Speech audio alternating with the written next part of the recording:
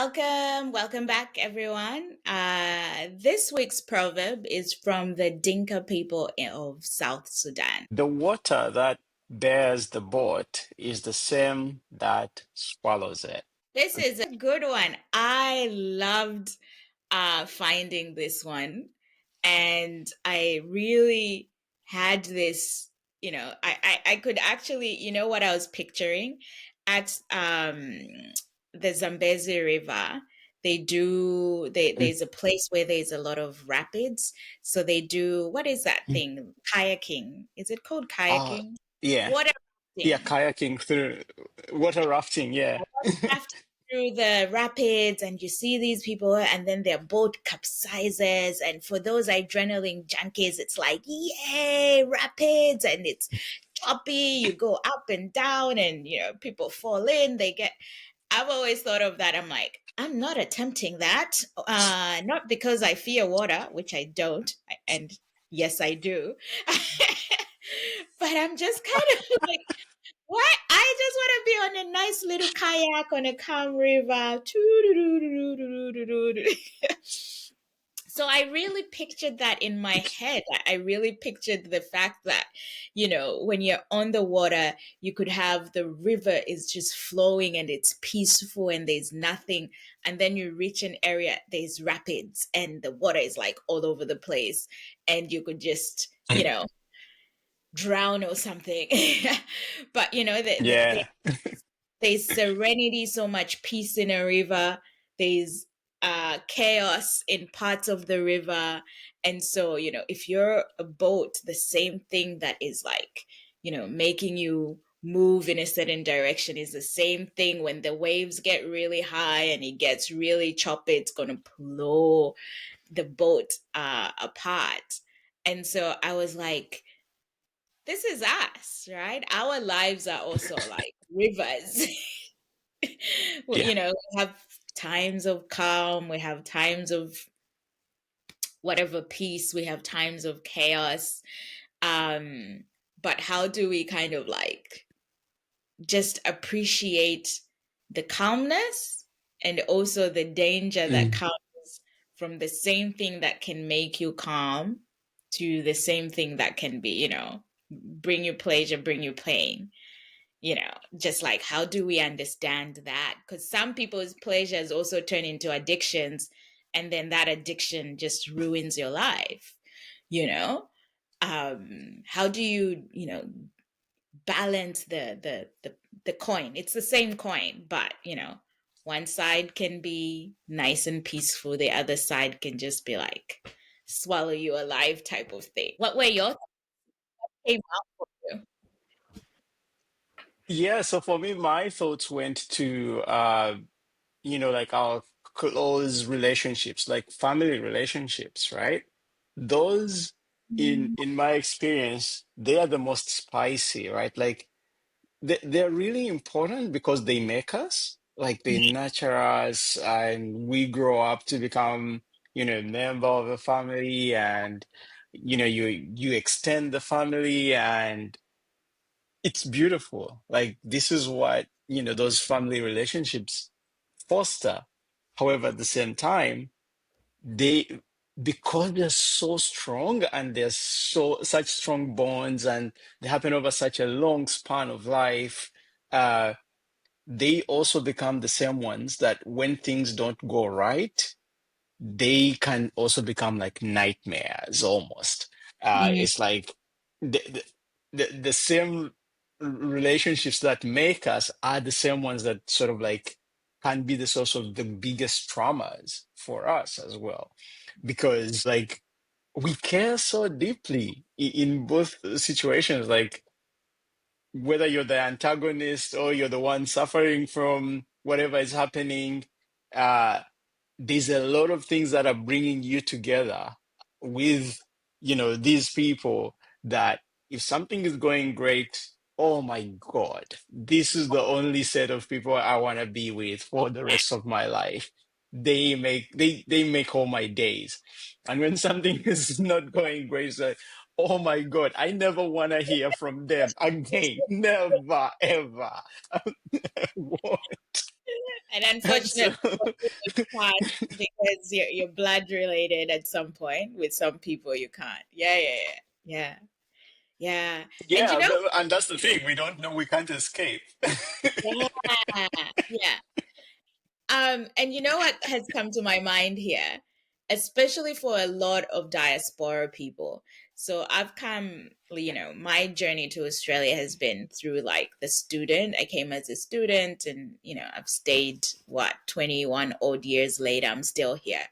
But a lot of people in the student journey, you'd come and they're like studying things because of the expectation of their parents.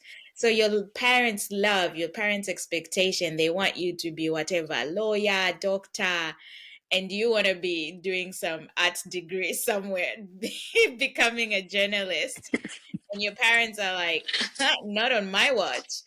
All my kids are lawyers, Yeah. and you come to Australia, you're going to do law, right? You're not going to do journalism and artsy program. But it's really like there's a lot of expectations from that family perspective, or the love that they've poured into you, or the finance that they've poured into you to bring you here. Yeah. You don't want to disappoint them. So the last thing you want to do is do a degree that they're not happy with. You want to do a degree that, is going to make them feel as if, my child is overseas getting all these fancy degrees. Out there, and you end up being depressed, or you end up having a career that you never wanted, and you pick your battles there if you can. But I feel like that's also like that's the struggle. It's not that they want the worst for you, they want the best for you, but what you want is something different. And you have to be able No, to they navigate want the that. yeah, yeah. No, they want the best for you only if it fits the set they give you, right? Exactly, yeah, There's that yeah, that example of Ford saying that you can have whatever color of car you want when you started making cars, as long as it's black. black. Was it black or white? I think it was black. Black was a really cheap paint at the time, I think. Yeah, yeah, yeah, yeah, yeah. It's like, hey, there's only lawyers and doctors. You can be anything you want as long as it's those two. Yeah.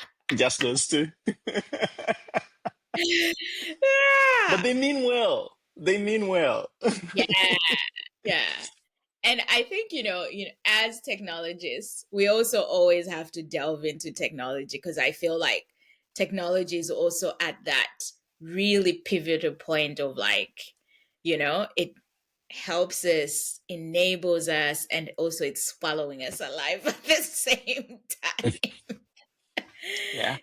Like I love all the enhancements that we've done in terms of like communication, education, medicines, and all of that. The flip side is we have bioweapons all over the place.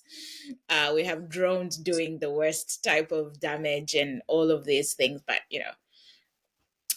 when you think about technology and all the good it can do, there is also the harmful side of things. So how do you Yeah. kind of balance those things? Like, um, and I am very big on like ethics on things that we're building. It's important for Mhm. us to always consider the impacts that we're having on humanity on a long term basis. But basically, yeah, technology is also a boat that is swallowing us alive. It is. It is. It's swallowing us, and especially with all these, automations that are happening, you can hear the outcry of people. It's like, oh, we're all gonna be replaced by the robots. Oh my God, what's gonna happen? What will we do now? It's like, yeah, but also, like as they explore and, this guy Elon Musk wants to conquer Mars, and his strategy is I'll build a robot and send it over there in a rocket, such that if it survives and comes back, then maybe we can go. Which makes sense. It's like, yeah, but the same robots could also go over there and figure out they don't need us, and then settle and then come and wipe us out, right? That is very, I have not heard that in a long time. I love it. The, the robot is going to get super intelligence and then come back and just be like, nah, not here. All of you are out. Yeah. But yeah, these bots that we're, floating in are the same ones that are gonna do us in. Yeah. Yeah. Yeah. I also think we have an opportunity in, in the current state. So thinking about it in the current state before the robots take over, we also have this opportunity to actually have things that are human with a human touch, and people Mm. appreciate that because that is becoming less and less. And so when you sense that human touch of like, you're like, oh my god, I didn't know this was a thing, this feels good, because that human, authentic human thing, that is not a tool, that is not a bot, that is, you know that that gap there, I think there's lots of opportunity to just bring a proper human experience to things. Yeah, yeah. It's interesting you say that because the other day, I was doing, some assessments, and you have to look up articles, journals, and stuff. And I come across this blog post, and there's a little tag which said human written. And I was like, oh, wait, are we tagging things now? It's like, yes, there's stuff out there that's written that is not written by humans. So Yeah, I guess we have to start differentiating ourselves. we have to. We have to. I was hearing, I cannot remember who the author was. It was some podcast that I listened to, but the author was saying like she had like a really popular book on Amazon, and it was really doing really well. And because it was doing really well, there are all these phantom books that have her name as the author and that are somewhat written from her voice, whatever AI voice they've created. And so they've just generated all these different books, and they're not written by her. And she was advocating for that on Amazon to say, hey, if you have books, like whatever, if bots want to write books, people want to write books, then that's fine. But if it's going to have my name on it, then you should authenticate and say, this was not written by me. This is not written by Mm, human. This is written by bots. This is written by yeah, AI, so that when yeah. somebody is buying, because if I love Clayton as an author and I just go to Amazon, I see all these works, I want to be like, oh, I'll buy this. But actually, it's not Clayton who wrote that book.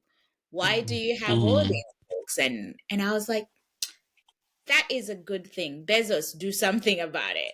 But now I think, like from your assignment, just having that like human written tag. I love it. I think Yeah, we should be able to differentiate. There's so much stuff that is no longer generated by humans at the moment that is out yeah. there. We should be tagging those, and everybody right now at some point is also just looking for that authentic human thing to cling to.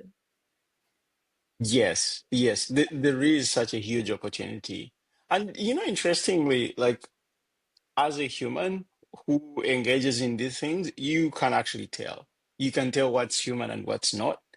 Like it's so easy. Like don't get me wrong, like the AIs are getting really good at mimicking us, but they can't do it uh in the way we do it. It's so bizarre because we have these little telltales that we do, uh especially like in our speech, that if I write something and you read it, you'll hear it the way I say it. And Mm. and you won't the robot doesn't know that. It doesn't know how to do that because it's just, trying to be accurate, it's trying to be right. it doesn't really have a voice.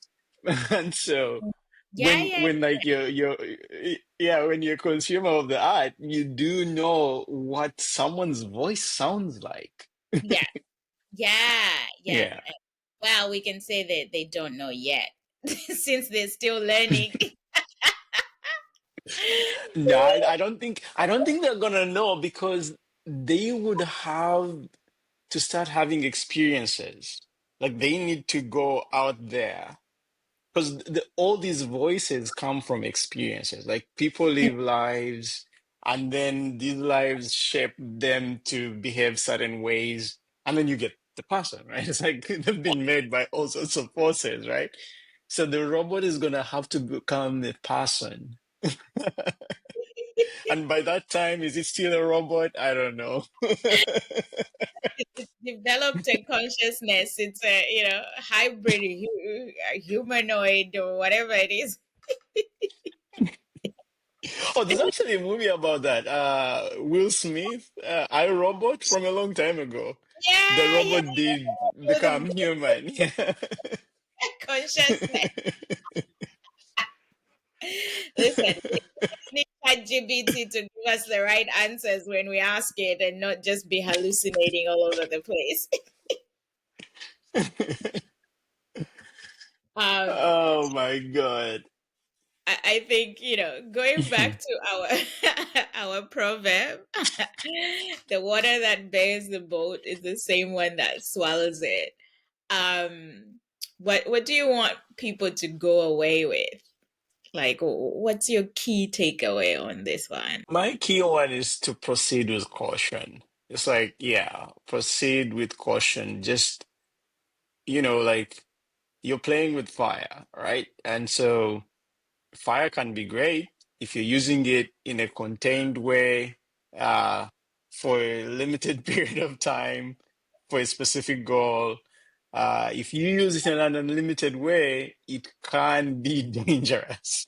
So Mm, really be careful with you know especially these things such as technology, which has the capacity to do that, to harm.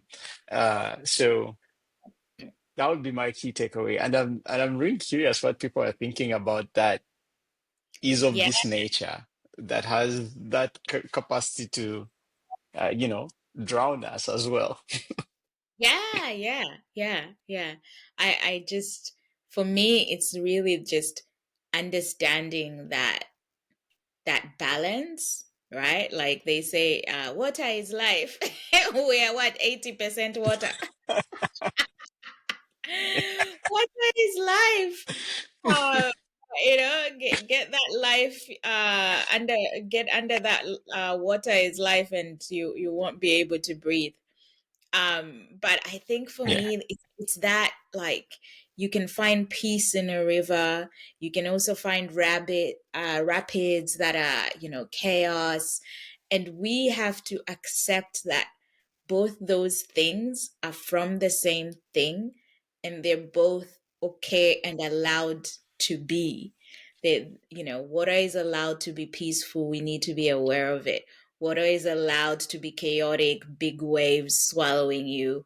And it even that is allowed. You can't not have both those things. And we need to be able to navigate the chaos and navigate the peace. We can't just want one over the other. We can't just want peace over the chaos of the river. Um, and just accept that. Accept that there is Mm. peace, and that peace can also come and become chaos. And you need to be able to deal with both. Balance. Yeah, yeah. Balance. Be able to accept what the river brings, and our lives as well are like, they're rivers, they're also water. So let's accept our own chaos and also accept our own peace. Yeah. Thank you for being a part of our community. Share your thoughts and uh, the proverbs using life hacks from the Baobab, and connect with us at life hacks, Baobab life hacks. Until next time, remember, ancient wisdom is timeless.